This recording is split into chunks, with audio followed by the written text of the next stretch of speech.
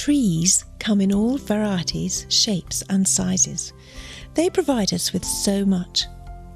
And when their life as a tree comes to an end, their wood can be used to create beautiful and practical furniture. But how do you transform a tree that has been standing for over 100 years into furniture that could last for another 100 years? One such person who knows is local craftsman Brendan Devard-Spooner, who has been working with wood for over 40 years. In his workshop in Angmering, West Sussex, Brendan shows us the skills required to create unique handmade furniture. One of his most popular commissions are tables and dining chairs, and our journey takes us from tree trunk to chair. So, I hope you're sitting comfortably.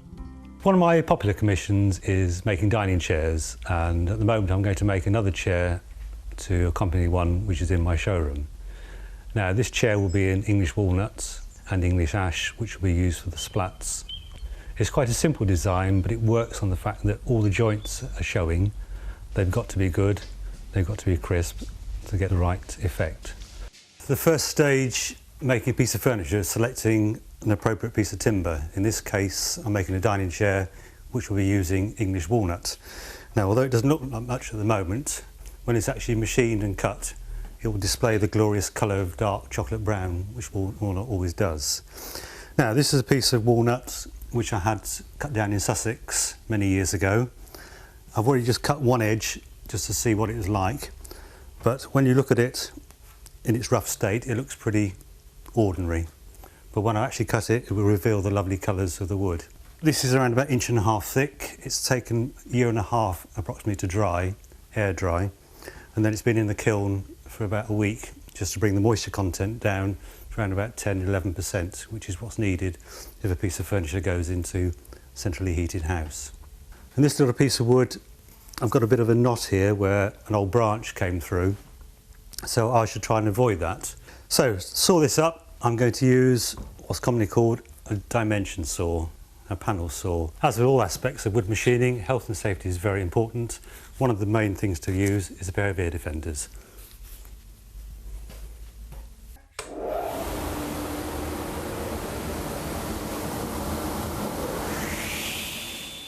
If somebody wants a wardrobe to fit in a particular place, I can do that. If they want a dining table of a particular shape, a particular size, whatever design, I can do that. People go to a shop and they will see a particular table which is in an ash finish, an oak finish, a walnut finish. I can say, well, you can actually have it in the solid. You can come and see the tree at my workshop. You can come and see it in different stages of being made. You can have different timbers with it. And it's the individual process which people like. It's going to be passed on down for generations and something to treasure.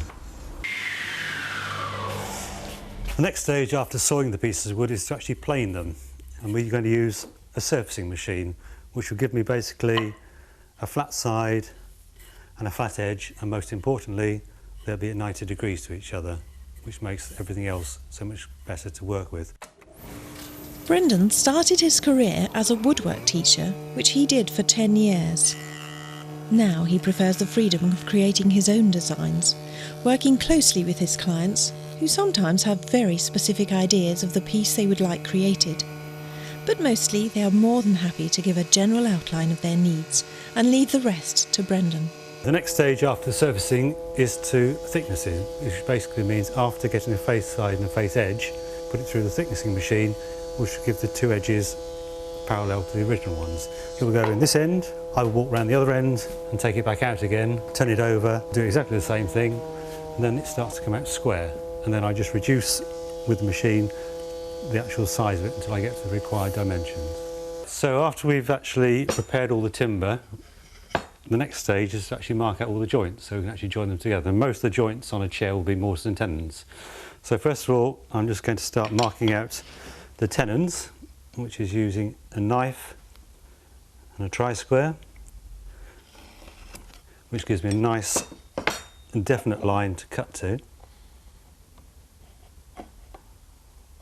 Another tool we use for marking out is a mortise gauge, which marks the lines which run parallel along the piece of wood. So what we do, put 2 little pinpricks in, hold it tight, mark it down a number of times. Then just to make sure we don't make any silly mistakes, we mark out the waste with little crosses. Once we've done that to all the parts, we can then start the cutting process.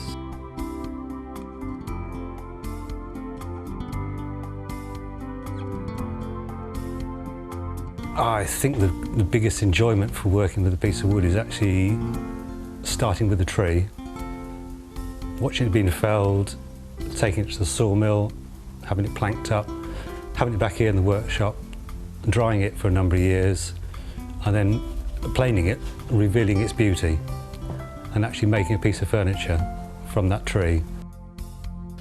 Having marked up the woods, the next stage we'll be using the mortising machine to cut out the mortises, which are the rectangular holes.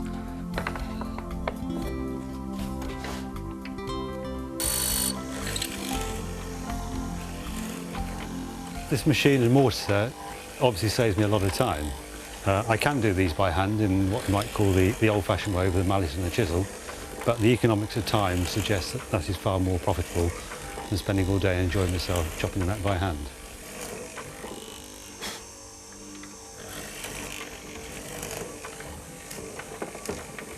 After the mortising, we're going to cut the tenons, which are the part which goes into the mortise. This is a tenon machine, which will make life a lot easier.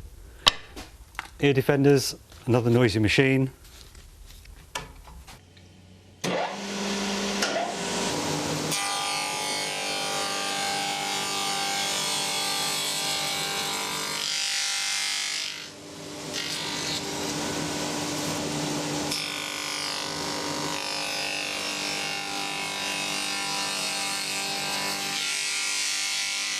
I'm now just going to mark the top and bottom edges, which I can cut on the bandsaw.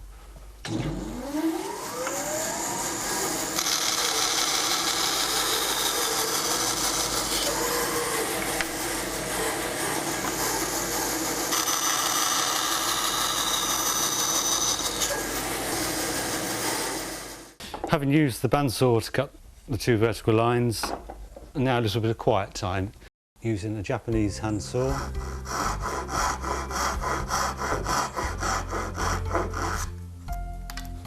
One side.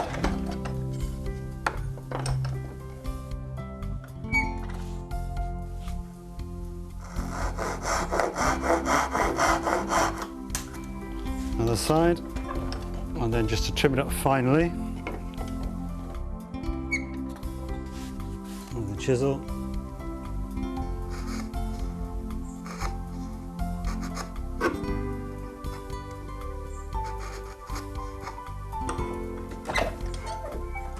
Then use a tri-square to check for squareness. Having cut the tenon, having cut the mortise, assuming everything goes according to plan, the tenon should fit inside the mortise.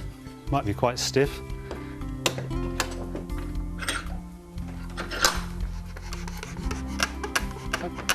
And in this case, because it's a through mortise and tenon, people will see the protruding part of it. It's got to be good, and that's part of the craftsmanship of making a good chair, that the whole joint looks good as well as being immensely strong. This piece of wood is going to be the crest rail.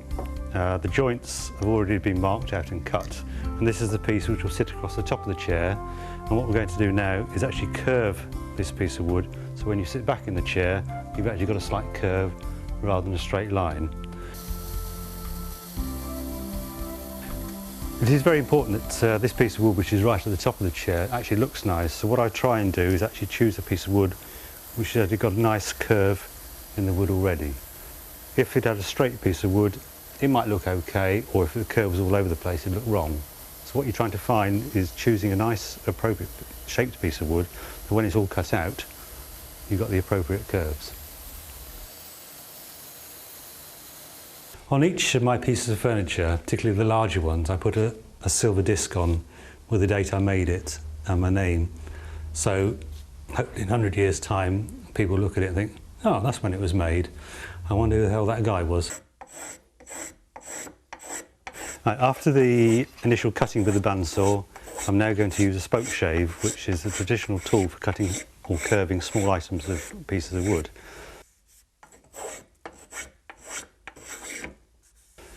This gives it like the maker's touch to the whole thing and just gets rid of all the little marks from the bandsaw, and I'm trying now to get a nice even curve before I sand it.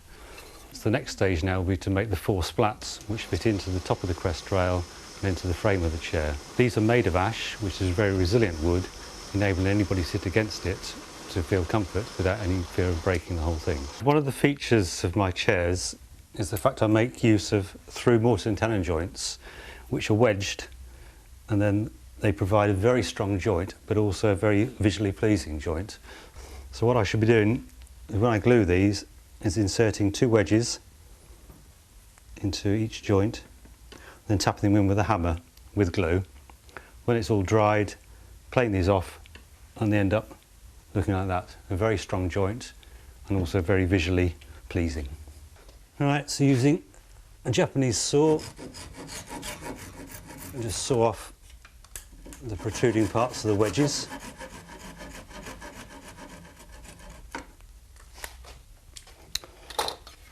And then a long plane.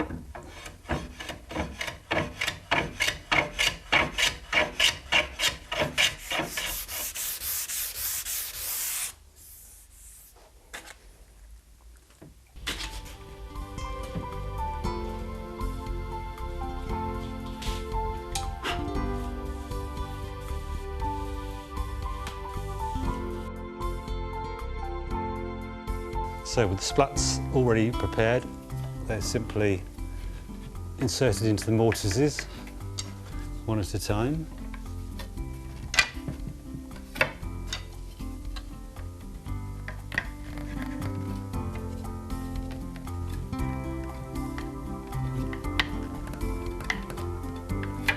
And when they're all screwed in position, that will give an S-bend which fits in with the user's back. And here we have the seats which have been made by my upholsterer to the customer's requirements. And there we have it, one chair, a mixture of machine work, handwork, utilising lovely British timbers. This walnut has been growing for 100 years. Hopefully now it will live to another 100 years and give many people many, many years of pleasure. So there you have it, from tree trunk to chair. I hope you're sitting comfortably.